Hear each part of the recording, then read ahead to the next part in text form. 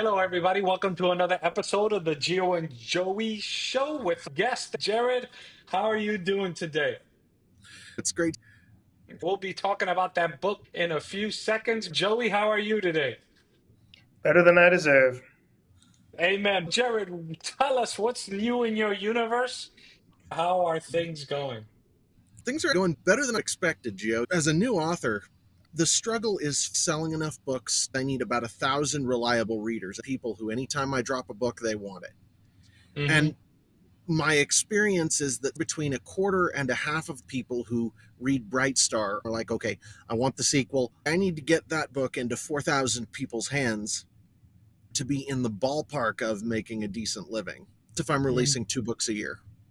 That gives you some idea of the numbers. And so Hmm. yesterday, well, not yesterday now, it was end of last week, I spent about 30 hours sitting in the local King Supers selling books, and I sold about 40 copies, which, that doesn't seem like a huge number, but if I can do that every week for a couple of years, that gets me where I need to be. And hopefully it doesn't take quite that long, but the idea is I at least have a path now, where before I felt like I was flailing. I at least have a road to go down. So that feels pretty good. What number book is this? I know you're a multi-book author. It's the second book I've released in print, but 10 years ago, I released a couple of novellas in ebook form that I'm getting ready to actually print for the first time. They're in a different series, the Winter Night Hmm. books. Those are coming out soon. Book 3, technically book 2 in the E6 universe, the one that we have the picture of here is book 1.5.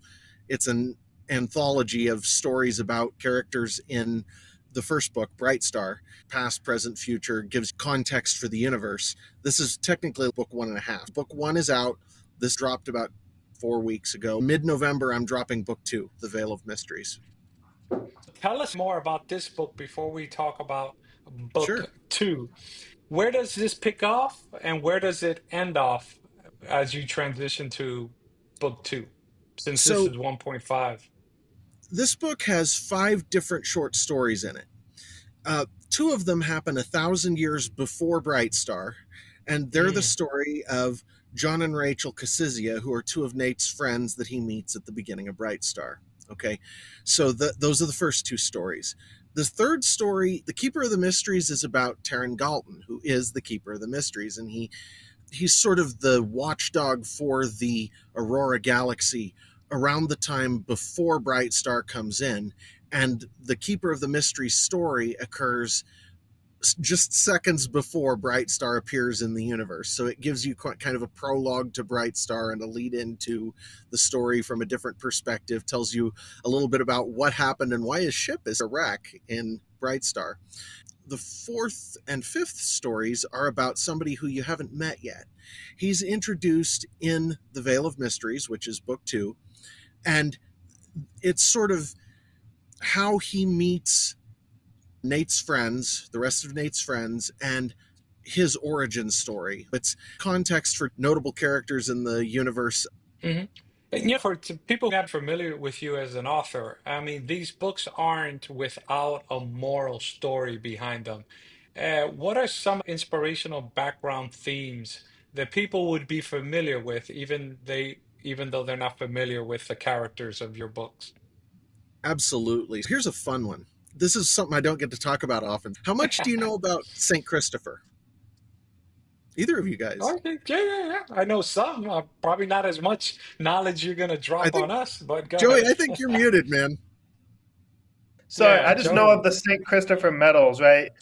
Of Story of St. Christopher, in a lot of the older depictions in art, has a dog's head.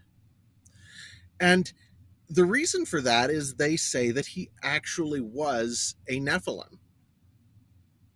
Now, yeah, that's not me, man. That's I that's know, the yeah, I know. that's the That's tradition around uh, Saint Christopher. He was that's out from a there. tribe of yeah, he was from a tribe of people who had the blood of fallen angels. The inspiration for Tom Nelian, the boy from the darkness, introduced in the fourth story of From the Void, comes from Saint Christopher in a general sense.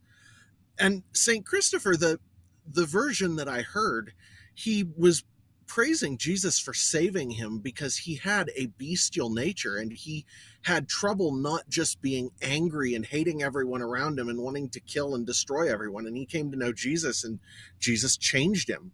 He changed his heart and he changed his life, and he gave him not just a new heart, but a new outlook for the rest of his life. He wanted to share Jesus with everybody. And so that was sort of the background for that character in the Bright Star universe. That was my inspiration. You talk Hmm. about stories with morals. So what I find interesting about that, and so obviously when it comes to these stories of the various people throughout Christian history, some of the stuff, like I believe legend kind of got mixed with history, and like people have different opinions about some of the facts. The stories that resonate, right, whether the myths or the legends, they resonated for a reason. And so even if some story from Christian tradition maybe it wasn't exactly true, there's a reason why the version of it got passed on. So like for instance, right, and we're not going to get into like the theology of what Yeah. Nephilim were and anything that could go on Hmm. for a long time.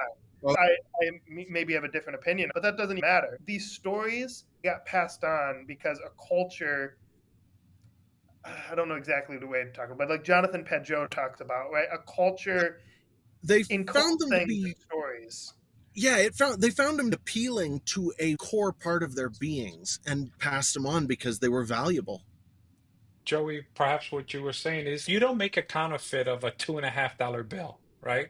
Even if the stories that were passed down aren't necessarily true the way we've gotten them today, they may have been based on some truth, right? And that's why they resonate and are passed down for many years, right? You're not going to a story that is completely fake, like completely out of the blue, is not going to resonate unless people can attach some sort of emotion to that.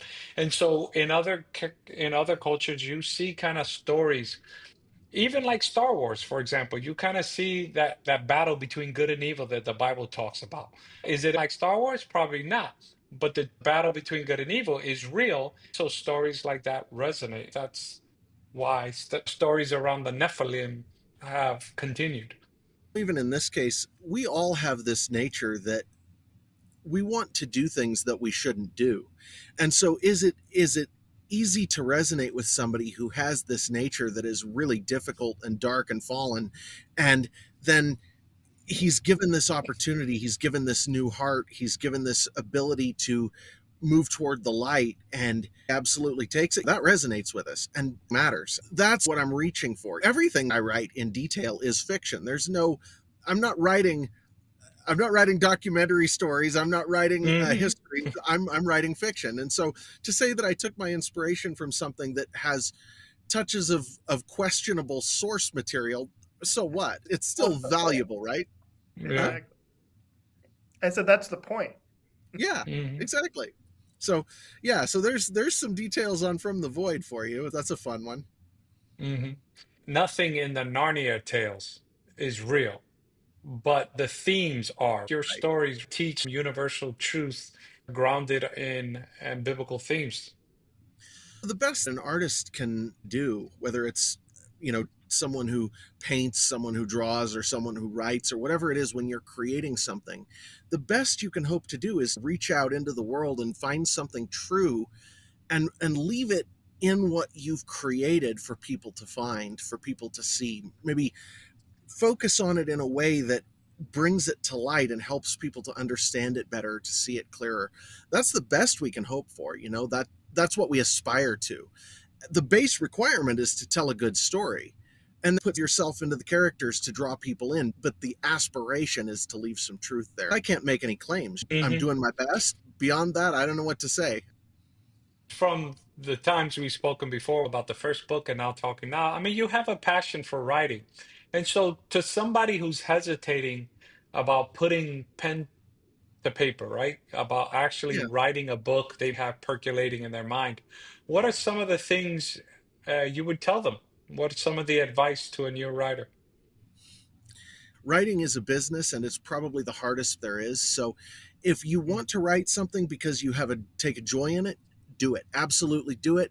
It is really easy to get books printed and published. Spend a couple $100 on a decent editor, find a cover you like, get it printed, share it with your friends, whatever suits you about it. If you want to make a business of it, that's a whole other conversation. You need to not expect too much of yourself. Know your expectations going in. Don't expect that you're just going to get published and it'll be discovered and everybody will love it and you'll make lots of money. That doesn't happen. Have realistic expectations. If you want to write, do it for friends, for people you care about because you love it. That's great. But if you want to make a business out of it, be prepared to create a plan, find a way into the market, get your book in front of people. You know, we started the conversation out by me talking about this method I've discovered where I think I can have at least a path to success for almost 2 years, and it's not Yeah. easy. Surprised me a couple of years ago when I found out it really doesn't take that many book sales to get into New York Times bestseller. Like, you would think Yeah, it's like into the millions, and it's not no, to get it's into not. that list. If you can sell a few thousand books, you can get into some of these lists, but there's a complication there too because the people you sell them through have to be using BookScan for New York Times to report them at all. So, for example, if I sell books right now at this grocery store stuff, those Hmm. don't get reported for New York Times bestseller list purposes at all. The books have to Hmm. be bought through a retailer who's using BookScan, like Amazon, like Barnes and Noble, like whoever it is. They have to be Hey, using Barnes BookScan and for it. Noble, Barnes and Noble still exists? I sold a Just book kidding. through them. I actually used to remember actually planning days or nights to actually just go to Barnes and Nobles, hang out, and read a book. They still exist, and they have a Hmm. website and whatever, and you could buy my book through there actually. So, Good, good. and if you do, it I'm goes to assuming BookScan, which is positive. they can get your books at Amazon. People can. The other place, and where I actually recommend people go, because just to give you some idea, the cover cost of my first book, Bright Star, is like Hmm. $19. If you buy it off Amazon, I might get $1 of that. That might come to me. Hmm. If you go to my website, e6universe.com, and you buy the book through there, you will give me, after printing costs, I get back like $10. So I get 10 Okay. times as much from sales that I do myself as I do from sales through big retailers. Sales through big Mm. retailers do go through BookScan, and that's a positive thing for me in some sense, but it's going to take time to build up to where I have an audience where that's putting me on those kinds of lists. And right now, I need the monetary support to be able to get the next book printed and to get the Hmm. covers designed, publishing, and all of that's much more important to me. So come to my website, e6universe.com. And if you do, I'll send you the ebooks for free. Sign up for my email list. You will get the ebooks for free immediately when you sign up. That's a new thing. As of a couple of weeks ago, I decided that I'm sending the ebooks for Bright Start from the Void and probably all the future books that I publish out to anybody who signs up for my email list. So that's great. Yeah, it is. The advantage from a business standpoint is you build your base of loyal readers, correct? I put this book out for people to enjoy. If you sign up for the email list, you'll see when I'm releasing the next project. That's what I hope for. Yeah. Let me talk to you about the writing process itself. Sure. Let's say you have another book being released, but even about this book. So, what was the writing process? You say half an hour every day, an hour every other day, or 10 hours a day until done? Ideally, I would write at least 1,000 words and maybe a couple of thousand. I don't, because I'm trying to work on 2 or 3 levels when I'm writing these stories, I don't get the words down very fast. 1,000 words isn't much for No, a it's lot of not. writers. Well, for a Hmm. lot of writers, it's really not. But, you know, if I can do that, I'm happy. A lot of the time, I Hmm. sit down, I write for a couple hours, and I've got 20 other things that I have to get done that day. And so I'm like, okay, it's time to put this aside. I've got this other editing to do, and I've got to get this banner designed, and I've got to get this email list taken care of, and all of whatever. So it's catch as catch can, way too much. But really, the process for me is there are two types of writers, and you end up with a hybrid of both types. You never end up with a purist. One kind of writer is the outline writer. You outline everything, you get detailed notes on what the scenes are going to be, then you write the scene.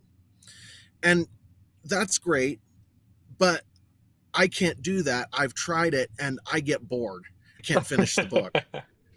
The way I do it is somewhere between the seat of the pants writer is you just sit down with a blank page and you start writing and you Hmm. see what you can come up with. And so I'm somewhere between the two. I will come up with a scene. When I come to each scene, I have a general idea of where I want the end of the book to be, hopefully.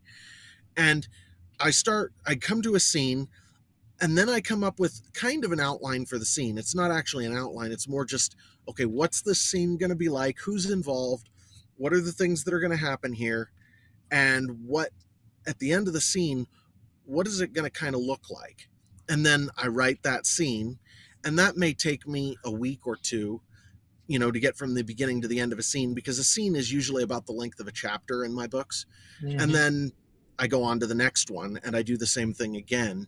And that, and I may have a list of scenes that I may want to do as I go that I'll shift around, play with, whatever. But that's sort of the writing process for me. Hmm. Okay. Okay. Zoe? Yeah, so bringing it into the cultural conversation based Yeah. on private conversations we've had in group chats and whatnot. One thing that I know is a frustration of yours, and I think I share this frustration, is that conservatives and right wingers, while politics is important, they have over like and I mean I can fall into this too. Like we can have an overemphasis on the political without focusing on root stuff. And I know for you, a lot of your obviously you have a passion for stories.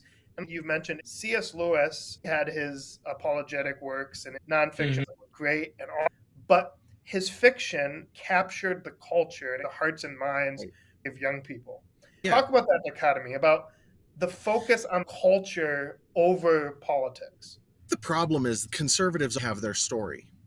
And what I mean by that is we follow Jesus Christ, and it's his Hmm. story we look to guide our lives as Christians. And conservatives, it's like Christians light, right? It's like they do the same thing, they just don't admit that it's Christ they're following necessarily. But in general, that is the influence, that is the path, the roots of our worldview. We aren't searching for a story. We don't need something to capture us. We've found it. We aren't supporting the people doing the art who are creating the culture. We instead are focused on the next thing. We've accomplished the one thing, now it's on to the next thing. And that's trying to get the details right in a political or business sense or whatever it is we're doing in our lives. And that's a horrible mistake because we have just ceded the most important ground to the enemy before the fight started. Because it's the people who are undecided, the people who have look at and go, I don't know about these Christian people, this church thing. It's kind of weird. It looks pretty ugly to me from the outside. I'm talking to a guy in the booth next to me at the con a couple of weeks ago, said exactly that. Where if he had a story that he loved, like Chronicles of Narnia, like you say for C.S. Lewis, that could draw him into a position to be spoken to by the truth. We as conservatives tend to forget that.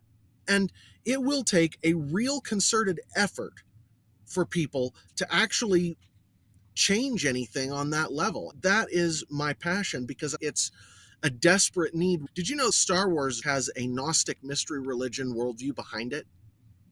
Yeah, it's a mixture of other religions, but that's part of it. Did you freeze? Joey, can you hear me?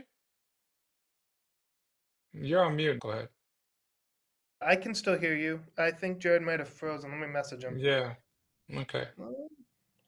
Oh yeah. What happened? I, We're not uh, live, so that could be edited out. uh, He'll probably come back in. Chosen for a bit. Sorry, guys, that's my mistake. I forgot to plug in my laptop, so I disconnected. oh, it's all good. Like Gio was saying, Yeah. we can Yeah. edit Yeah. that Post out. edit. That's okay. So yeah, I So, was talking. Go ahead. yeah, the mystery religion worldview behind Star Wars. The same is true of The Hmm. Matrix. The same is true of a huge amount of our modern fiction. And Hmm. it pulls people in the wrong direction. If you look at what's going on at this sort of light versus dark struggle we've got going on between Trump and the Democrats and whatever, it's like this is what we have been programmed to look for by our popular culture. And we as conservatives and Christians never really thought to look behind the curtain. And really, the whole thing is orchestrated by powers that be that are spiritual beings outside that picture, and they're pushing a lot of buttons and we're letting it happen instead of looking to our Lord as our hope. And that's a real problem. Man, you don't want to go down that rabbit hole. But just to tease what Jared is talking about, I see it in Revelation 16:14. These three frogs, that book is symbolic, but they're the spirits of demons going to deceive the whole world. If you think light and darkness is Republican and Democrat, I got a bridge in the desert to tell you. 150% right. That's the answer to Joey's question. Go ahead, Joey. I enjoy watching Star Wars or The Mhm. Matrix.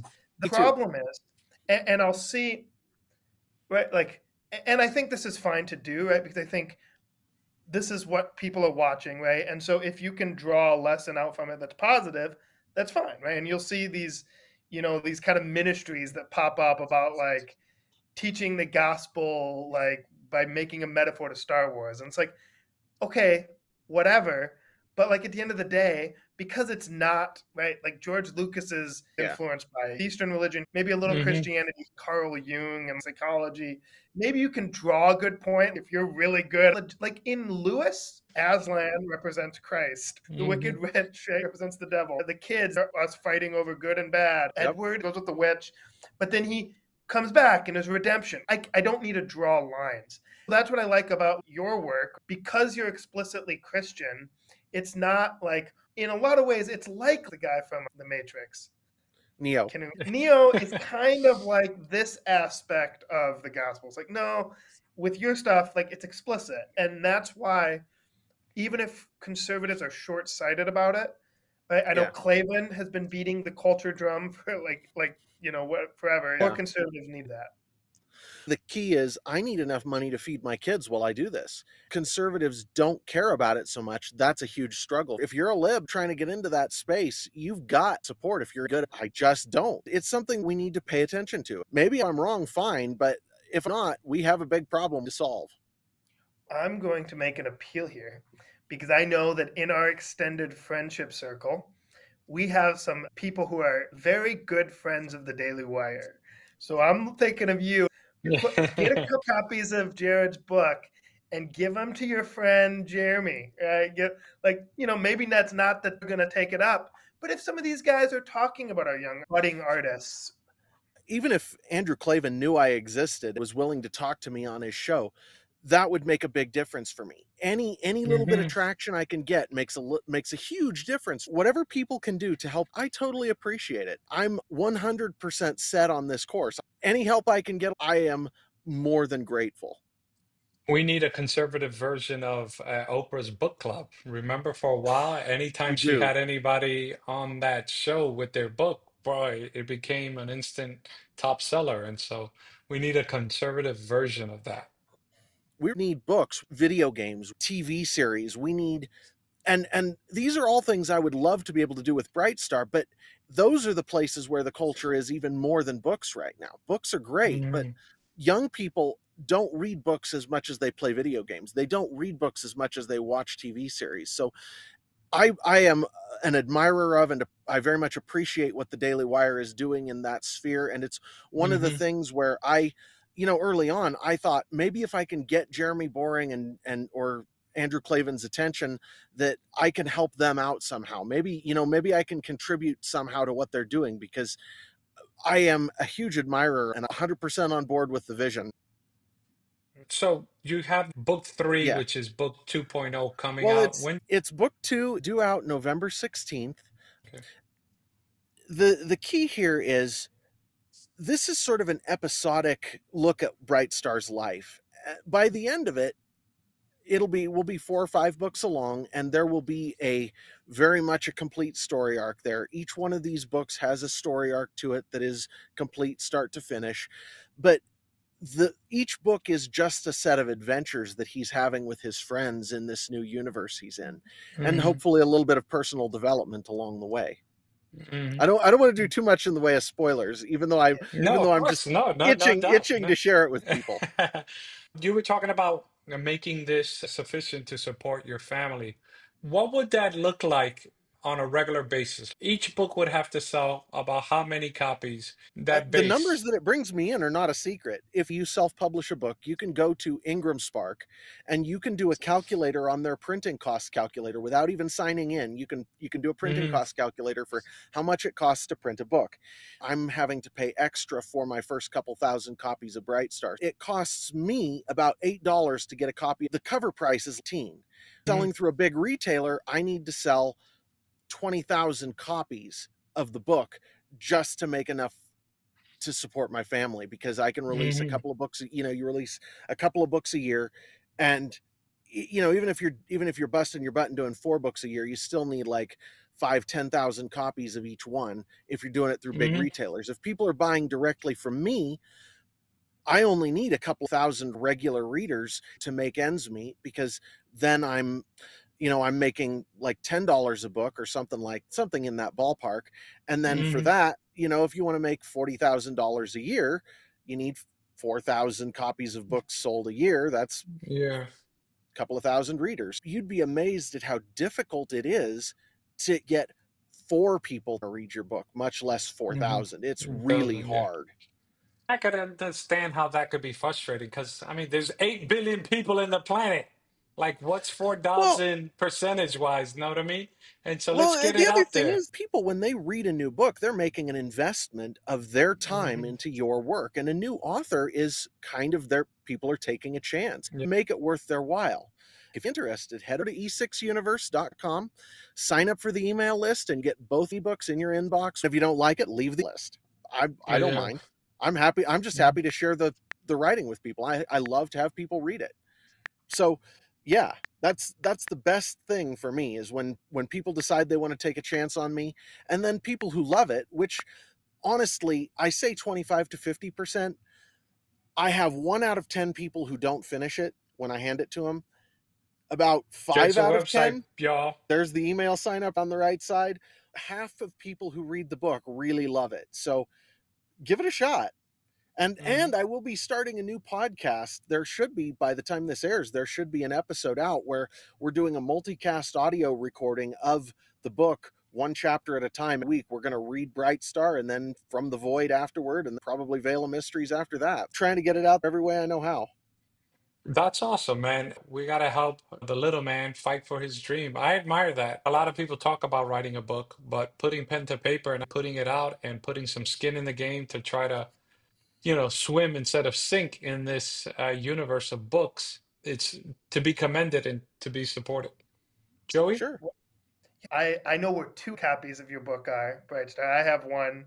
The library of a school I'm involved with has one. Thank you, Joey. I appreciate it. But what parents? If you want something different, if you want the incentive structures to change so you can get lots of different things, you got to support creators who, like, Mm-hmm. obviously, like Jared's saying, you enjoy the book, but I think you will enjoy the book, right? So go out, do the free thing, then get it for your kids, right? Like, if all if all you put before your kids is Netflix and whatever, I can't even remember, Disney's putting out. Scholastic is putting out, then that's all your kids are going to have, right? They're just going to be normie libs, right? But if you want a Christian interior life, invest in it. If people didn't go out and buy C.S. Lewis, then Narnia wouldn't be a thing right now. Mm. I made it easy to get the ebook for free. It takes you a minute and a half to get on the email list, and you have no excuse not to grab it. Tell something to the aspiring writer, and then two, when your next book is coming out in November, and hype it up. Absolutely. For the aspiring writer, the best way to learn how to write is to write. Nobody can teach you, no class can show you. Don't go to classes to learn how to write.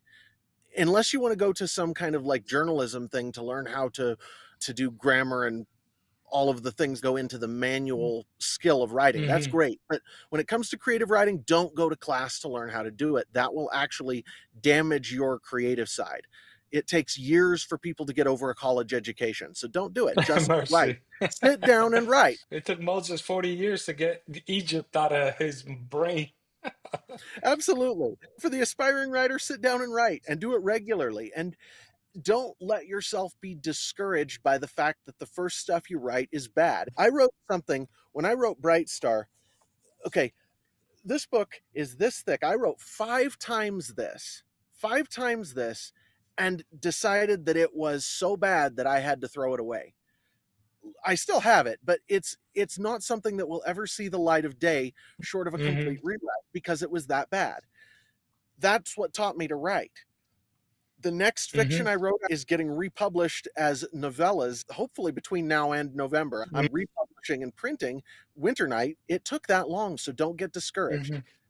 To an aspiring writer, I'm publishing two novellas, and The Veil of Mysteries is set to come out November 16th. I wanted to read when I was a kid. These are the stories I wanted to be immersed in. This is what I loved, and it took me this long to get it out there. I'm writing what I want to read. I'm writing what I'm hoping other people will enjoy. And I just don't have a stronger recommendation. My kids loved it. My daughter is such a sweetheart. She spent her chore money yesterday to buy a copy of Veil of Mysteries. Now I didn't charge her full price. I gave it to her for printing costs because she wanted her own copy and enjoys the stories. I don't know of a higher recommendation. My kids love it and it's what I would want to read. Any final question for Jared before we give him his evening back? So, because we were on the important topic of cultural stuff, I'll Yeah. ask one semi political question. We have an election coming up in a few weeks. A lot of people on Twitter seem super excited about the options, even on both sides. I'm not, but what would you say to somebody from like drawing from the fact that you're interested in the culture? What would you say? What would you say to give the what I believe is probably the majority of the country that is not excited for the election to give them hope? Give them hope. Say it goes to Donald or Kamala Harris post November. Politics is a rearguard action right now. It just is. We are not fighting a battle that we're going to win a big victory and everything's going to be okay. Because the cultural circumstances that brought Kamala Harris and Donald Trump to the top of the heap are still there. And politics doesn't change the culture. The culture determines the playing field for politics. The hope is we have a nation full of people who are, a lot of us are still Christians. A lot of us still love our kids. A lot of us still want them to grow up into a world that's a good world. And we don't want to see things go down the tubes. So we are the substance of the culture, the country. Build off of that, your family, the people you love, grow your influence, the influence of the gospel on the world. Hope always lies in Jesus Christ. It never lies in politics, Joey. Amen. Amen for that. On that Yes. note, we close. Remember, no matter what happens, keep your eyes focused on Jesus Christ. Jared, thank you very much. Thank you, Always And guys. for everybody watching, I need you to remember, put me in the full screen here, real quick. For hold anybody on watching, one second. you care about the culture. I know you guys do. And unless you like Geo, you also like to start your morning with coffee. Head over to North Arrow Coffee Company, pick up a bag of your favorite brew. You get 10% off your first order if you put in Geo and Joey Show. And go ahead and enjoy coffee, save lives, and change the culture. Be blessed, everybody.